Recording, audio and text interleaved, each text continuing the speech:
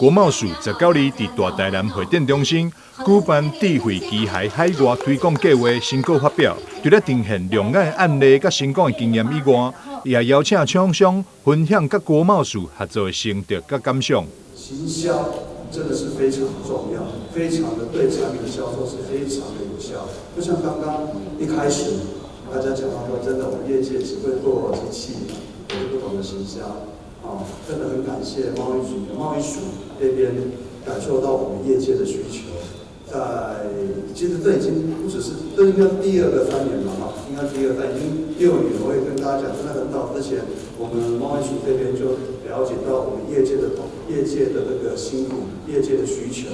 国贸署副署长李冠志表示，疫情时，互机械产业真凄惨，但逆境颠倒加速了数位转型，带动升级。疫情后，厂商已经提前部署，致力伫咧研发更高效率、更少效能的设备，努力朝向2050全球净零碳排目标迈进。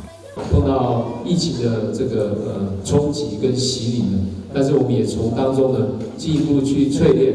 了解我们如何用这个数位的一个方式呢，来推动、来突破疫情的一个限制，如何将公司的网站，如何将公司的产品、公司的技术的特性，甚至公司的业务网络，透过数位的方式，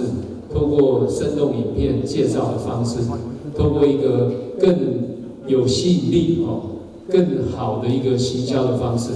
行销不一定是要最华丽的我们让产品说话，我们用最真实的语言来表达我们最专业的一个技术跟产品，这些都是我们认为是有助于我们产品进一步要在国际市场上拓展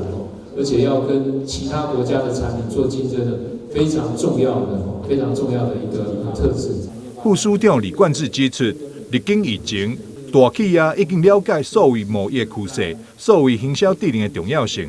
未来政府将会持续推动，努力协助厂商，透过海外推广计划，也让全世界看到台湾智慧机械所展现的坚强甲创新。记者张世维采访报道。